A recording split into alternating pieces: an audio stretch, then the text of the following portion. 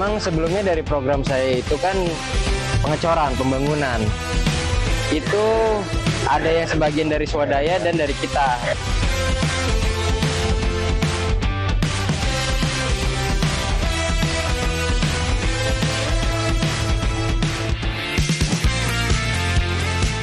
Gen Z kembali membuat gebrakan. Kali ini perbaikan jalan yang dilakukan 2 bulan usai menjabat Ketua RT 7 RW 8 Kelurahan Rawabadak Selatan, Koja, Jakarta Utara. Proyek pengecoran jalan sepanjang 100 meter ini tidak didanai pemerintah, tapi dari dana operasional seluruh pengurus RT yang tidak diambil sejak menjabat dan iuran warga serta kas RT. Memang sebelumnya dari program saya itu kan pengecoran, pembangunan, dan juga awalnya itu memang saya melakukan pengecoran itu rencana sebulan ke depan. Tapi karena saat itu ada kejadian truk terguling di situ dan sehingga mengakibatkan jalan hancur, maka malam itu kita perbaiki langsung. Nah, itu boleh ceritakan Bang, itu perbaikan swadaya masyarakat atau dari pemerintah atau gimana Bang? Itu ada yang sebagian dari swadaya dan dari kita. Usai kinerjanya ini viral, Arya serta bendahara dan sekretarisnya diundang bertemu Wali Kota Jakarta Utara.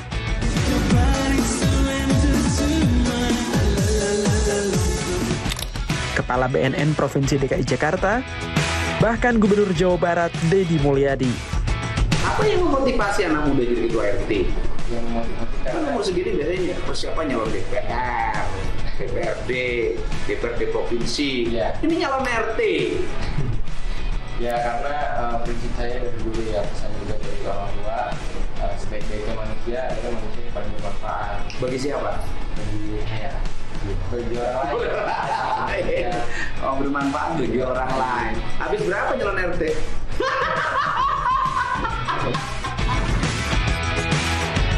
Kegiatan kerja bakti rutin terus digiatkan untuk mengurangi risiko banjir akibat penumpukan sampah dan juga pemasangan CCTV.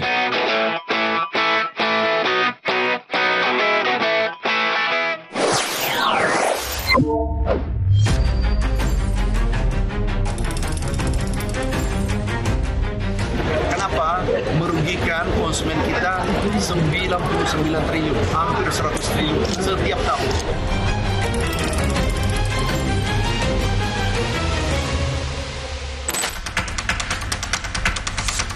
Pekan ini publik digegerkan dengan terungkapnya 86% beras dengan harga premium tidak sesuai standar. Tak hanya konsumen, pedagang pun resah.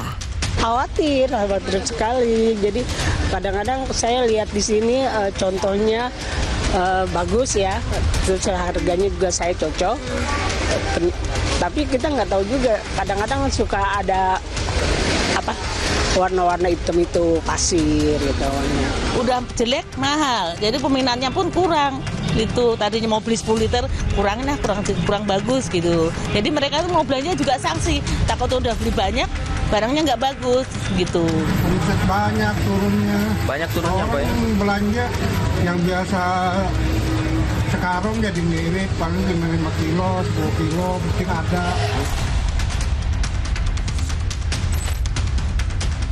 Skandal ini tercium karena harga beras di tingkat petani dan penggilingan turun. Tapi justru di tingkat konsumen, harga beras makin mencekik. 268 merek beras telah diperiksa, 212 merek premium dinyatakan tidak sesuai dengan ketentuan mutu, berat, harga di atas HET. Dan temuan beras biasa yang dihargai premium. Ada 26 merek sudah diperiksa tanggal 10 secara maraton. Dan kami yakin ini akan ditindak tegas. Kenapa? Merugikan konsumen kita 99 triliun, hampir 100 triliun setiap tahun. 4 perusahaan produsen dari distributor beras telah diperiksa terkait dugaan pelanggaran mutu dan takaran. Tertulis pada Komisi 4 DPR meminta kasus beras oplosan dan kenaikan harga beras segera diselesaikan. menyangkut mengenai beras oplosan ini lagi rame sekali dibicarakan di masyarakat. Itu yang nakal ya dikasih efek jera supaya mau itu yang besar atau yang kecil harus dikasih efek jerah supaya tidak merugikan masyarakat. Tak ada infrastruktur yang memadai terkait penanganan penjualan beras di pasar disebut sebagai salah satu biang keladi.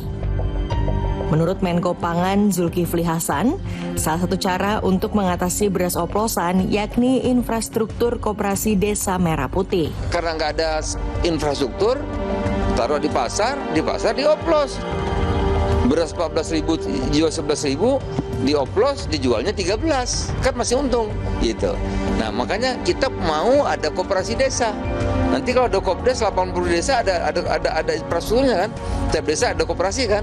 Jadi kalau kita operasi pasarin langsung kasih koperasi, nggak mungkin dioplos. Sebagian produsen dan penjual merek yang terlibat telah menarik produknya sekaligus mengubah harganya.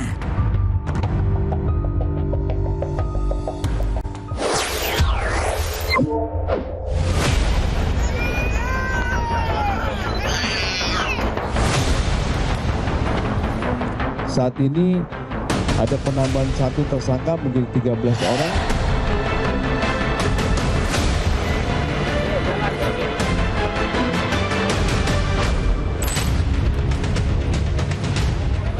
Mereka, para pelaku kasus penjualan 26 bayi sindikat internasional, tertunduk tak berkutik saat digiring ke Polda Jawa Barat usai tiba dari Singapura.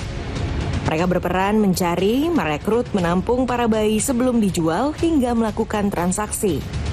Polisi juga menyita barang bukti 26 lembar fotokopi akte kelahiran, KTP, kartu keluarga, serta paspor. Saat ini ada penambahan 1 tersangka menjadi 13 orang. Kemudian ada 3 tersangka yang saat ini sedang kita DPO-kan, ya saudari P, kemudian saudari MY dan saudari YT.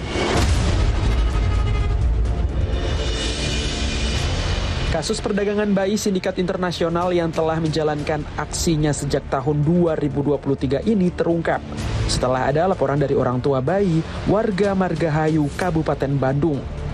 Pelaku yang berperan sebagai perekrut menghubungi orang tua calon bayi melalui iklan di Facebook.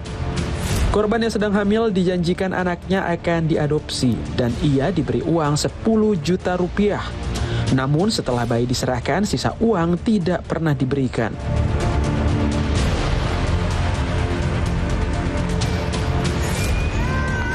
Lima anak balita diselamatkan di Pontianak dan 1 anak balita diselamatkan di Tangerang.